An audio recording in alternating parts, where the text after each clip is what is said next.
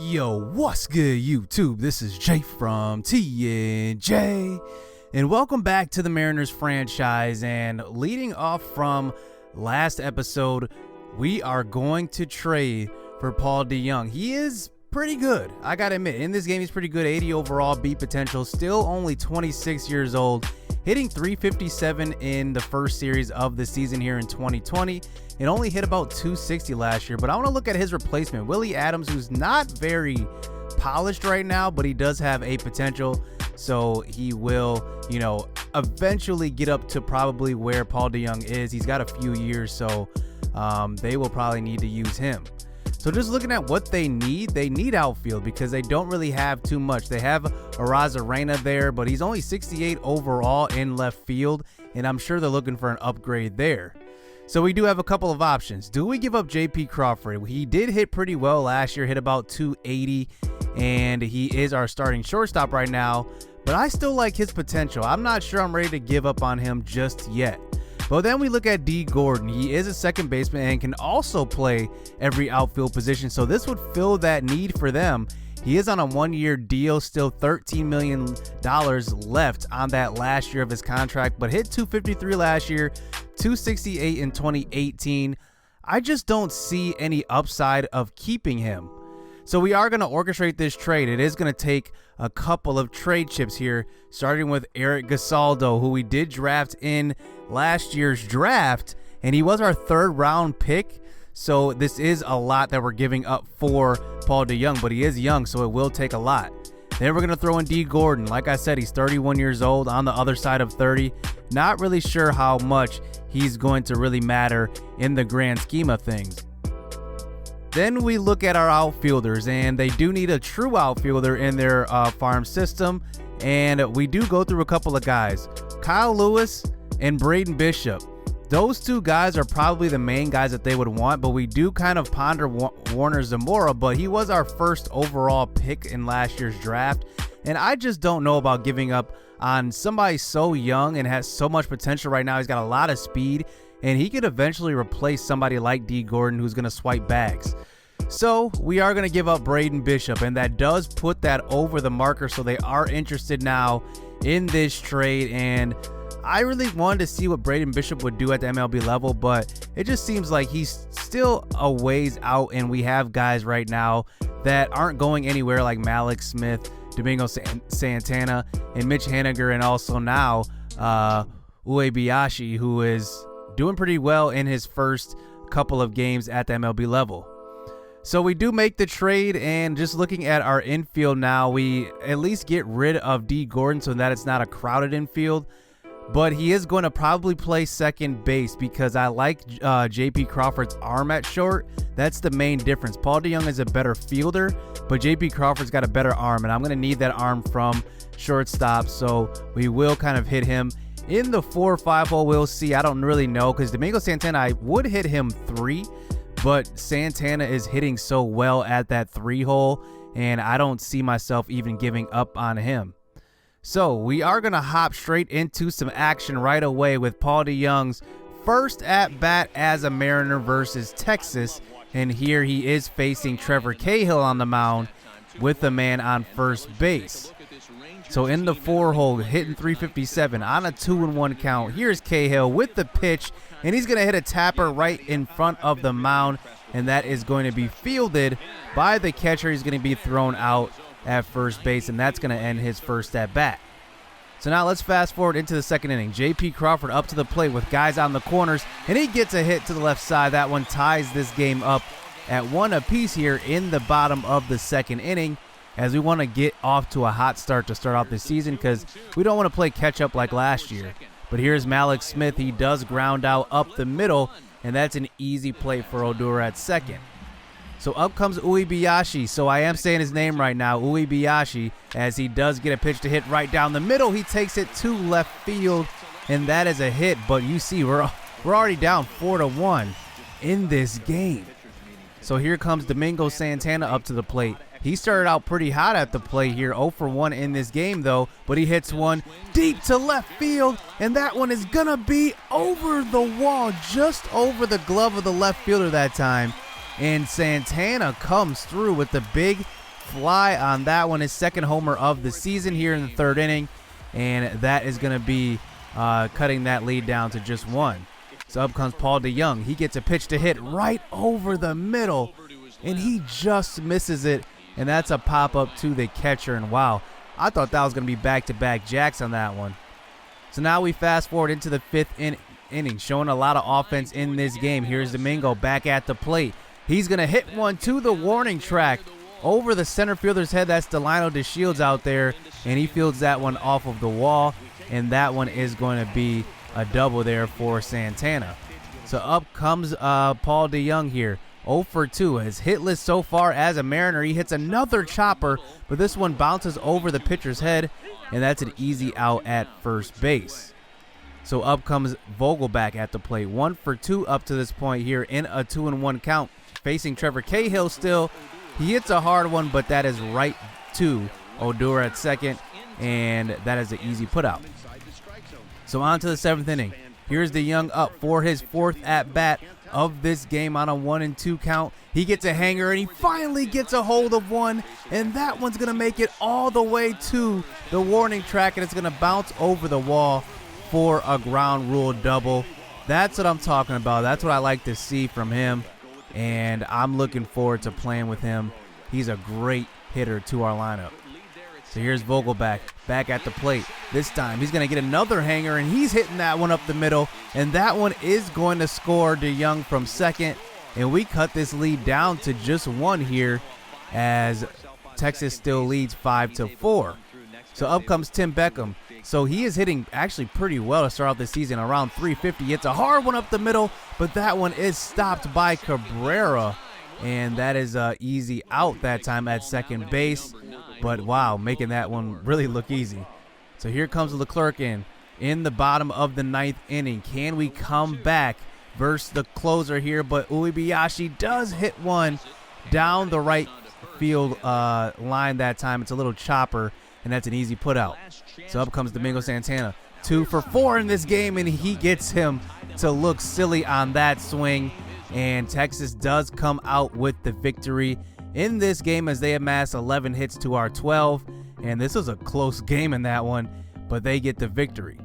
So we do move on to the next series here, and you can see Vogelback is on a 14-game hitting streak dating back to last season as he tries to keep it alive here on the road versus the Houston Astros. But here on a 2-0 count, he's going to hit one to left field, and that one is going to be caught. So this hit streak might be coming to an end. So we do decide we can't even, quick manage and play this because it is a critical situation. But look at our team. We give up 7 runs there in the 7th inning. Just take a look. So we get it to 6-3, and then it's 8-3. So wow. Now we have to play catch up. So Vogelback is back at the plate here. One more opportunity to extend that hit streak, and he swings and misses at an outside curveball, and we go on to lose that game 8-3. We collapse. So then we start out the month of April pretty slow. 0-4 to start out, but then we get a victory there, avoiding the sweep versus the Astros. And we start out 4-6. Not the ideal start that we're looking for. So we do need some help in the bullpen. We've been giving up too many runs late in games, just like that one. That was perfect. That was a perfect example of what I'm talking about. So we do decide to bring up Dan Altavilla, and he is a pretty good bullpen arm. I didn't really give him a chance last year, and I kind of regret it. We probably should have gave him a chance. So we decide to move down Elias to AAA and move up Altavilla. So I do want to see what he's going to do here. I do want to get him some easy work, maybe 1 inning at a time. I don't want to rush him into like critical situations or anything. I want to get his confidence going. So hopefully he will help us out. So then we hop into a 2-game set versus San Francisco Giants. So in this matchup, I can't even say Marco Gonzalez on the mound for us. And then we have a pretty tough matchup here because this is their ace, but obviously we have our ace on the mound as well. So here's Iglesias starting out the game with a strikeout that time, looking at that pitch on the outside corner of the plate. That was a cut fastball, but here we do get Slater that's hitting in the second hole. He grounds out as well, and up comes Buster Posey here, only hitting 156. He doesn't have much power to him, but that time he strikes out looking, and we get out of that first inning. So on to the second inning. Derek Rodriguez still rolling up to this point, but he leaves a hanger over the middle of the plate, and that is going to be taken to the warning track, and it bounces off of over the wall for a ground rule double. So up comes Omar Narvaez to the plate, still hitting in the seventh hole. I need that bat down there, and he gets a hit to the left side, and that is going to be a run there as we do take the 1-0 lead here in the second inning. And I have, thought about moving Omar Narvaez up. He does hit close to 350. I mean, he's consistent. I mean, he is just crazy consistent here in this franchise. And I have thought about moving him up, but I think that having that bat in the bottom of our lineup is just so valuable. And it brings such a dynamic to our lineup to see that, we have a great hitter right at the bottom. And right now, I'd say he is our star of our offense. So up comes Domingo Santana in the third inning. He hits a blooper to center field, and that is going to drop. And look at Uebiyashi. He is on his way to third, and he slides in. So up comes Paul DeYoung. Can he bring in that run from third base? He swings at a low and inside pitch, and that is a chopper right to Brandon Crawford, but it's almost a bobble by the first baseman on that one. So now we fast forward into the sixth inning, and look at Gonzalez on the mound. And he is rolling so far, only giving up one hit so far on a 3-2 count. It gets another pop-up that time to Paul DeYoung at second base, and that brings up 2 outs in the inning. Here's Slater at the plate once again. He's 0 for 2 and make it 0 for 3 as Tim Beckham knocks that one down and throws him out at first base as we move this one into the seventh inning. Up comes Tim Beckham. I really love Tim Beckham. You all know by now he is one of my favorite players on this team. And look at him continuing to hit the ball hard. I just really love that. And he gets on first with a single. Up comes Omar Narvaez. He's been hitting the ball well as well. And he hits one to the shortstop, and that's going to be knocked down and thrown to first and not in time as Omar Narvaez beats that out with only 21 speed. So they do bring in a new pitcher out of the bullpen, Tony Watson, actually doing pretty well in 6 games so far this season. His ERA is 4.26, but don't worry about that. Through 6 innings, pretty much opposing batters are only hitting 200. So up comes J.P. Crawford. He takes one the other way, and look at Tim Beckham on his horse. He is going to score on this one, and we take the 2-0 lead here in the top of the 7th inning as we bring in Mitch Haniger to pinch hit. But look at him. He's only hitting 128. There's a reason why I gave him the day off in this one. He is just not hitting well to start the season, much like last year. So here he is on a hanger over the middle, and he hits a hard liner, but it's right to the right fielder on that one. We waited back and everything, and nothing you can do about that as that brings up 2 outs in the inning with the top of the lineup back at the plate. Malik Smith, he's going to hit a ground ball that time to short, and that's going to be an out at second base. So let's move this one into the 9th inning. Anthony Swarzak coming in for the save, and you can just see he's doing all right to start this season. Better start than last. So here facing the first batter, we do get a ground out to J.P. Crawford, making it 1 out in the inning. Up comes Slater, 0 for 2 in the game so far. He hits another ground ball to J.P. Crawford, and that's why you have him at short, to make those throws with that arm strength.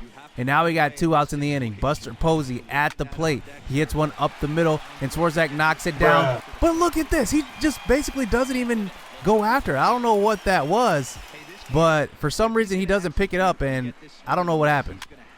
So up comes Mike Moustakas, their new signing here in the offseason, as here on a 1-2 count, he's going to hit one to third base, and we are going to get out of that inning with an out, and we do get the victory as well. And that's a good victory on the road. 9 hits. And look at Marco Gonzalez. Only gave up 1 hit in this through his 6 innings of work. And he struck out 3, walked 3. So that's a pretty good game from Marco. I really like to see that from our ace. So now let's move into the second game of this 2-game set, as this is the 10th game, I believe, on the season.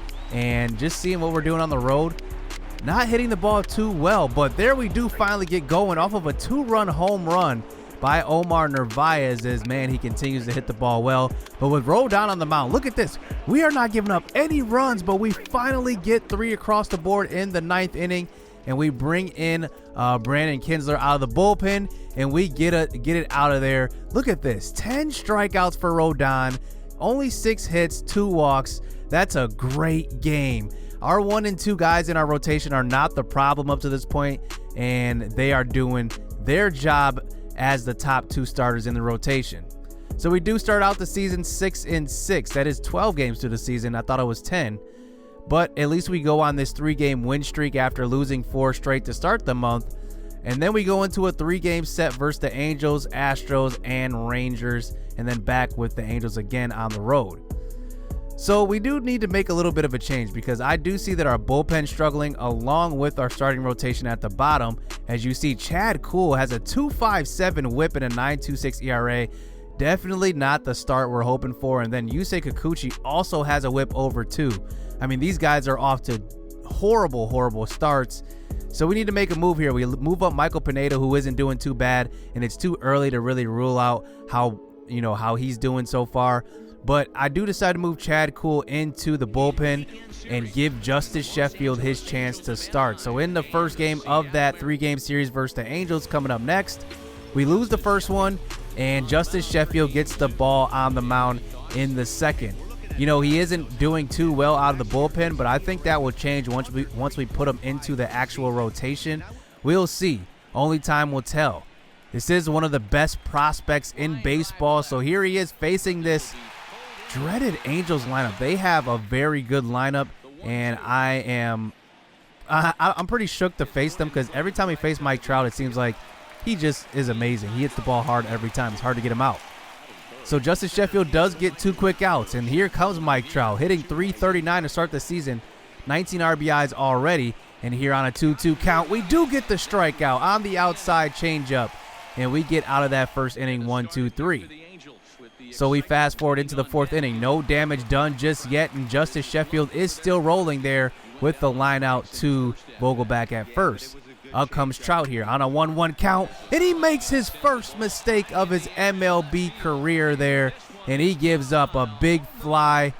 And wow, Mike Trout does not make mistakes. Welcome to the bigs, Justice Sheffield, as they take the 1-0 lead.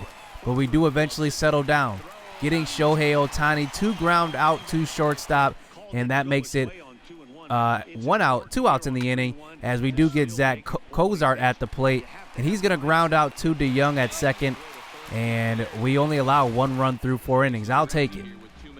So now we fast forward to the bottom of the 4th inning. Here's Domingo Santana at the plate facing Jake Odorizzi. He hits one to the left side, and that one is going to be knocked down by Simmons, but it's going to be a single there for Santana. So now up comes Paul DeYoung, hitting .302 so far to start the season here on a 2-1 count. He gets a pitch to hit, and that one is not coming back. The left fielder doesn't even move. He watches it go into the bullpen. That's a no-doubt home run by Paul DeYoung, his first home run as a Mariner, and that one was a no-doubt blast. Hopefully many more of those to come. So now we do have the 2-1 lead here in a little bit of a situation with guys on first and second here with J.P. Crawford up, and he swings and misses at the hanging curveball. So up comes Malik Smith back to the top of the lineup here.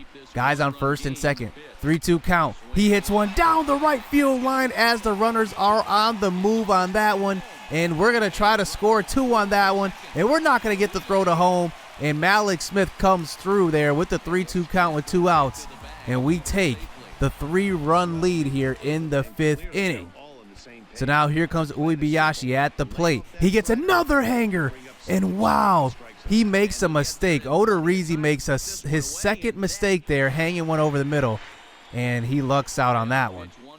So now let's fast forward into the 8th inning, into a little bit of into a situation here with trouble, and Shohei Ohtani gets a hit to the left side and moves Mike Trout to second base. Up comes Justin Bour, the former Marlin. He hits one to the right side, and look at this, bases loaded here in the top of the 8th. No outs in the inning. So we do come out and talk to Sam Tuivailala just to calm him down, as it's only been a 9-pitch inning, but he's already loaded up the bases. So up comes Zach Cozart up to the plate. He hits one hard up the middle, and that's one run across as Shohei does hold up at third. But wow, it's a 2-4 game. Now we are nervous as we want to bring in our closer early for a 6-out save. Anthony Swarzak, he comes into the game. Left-handed batters are only not even hitting above a 0. I mean, no hits. So this is the perfect scenario here to face Kyle Calhoun. But he takes one deep, and that's Cole Calhoun, I meant to say, and that is not coming back. The stats were in our favor on that one. Swarzak has yet to give up a hit to a left-handed batter, and what do you know?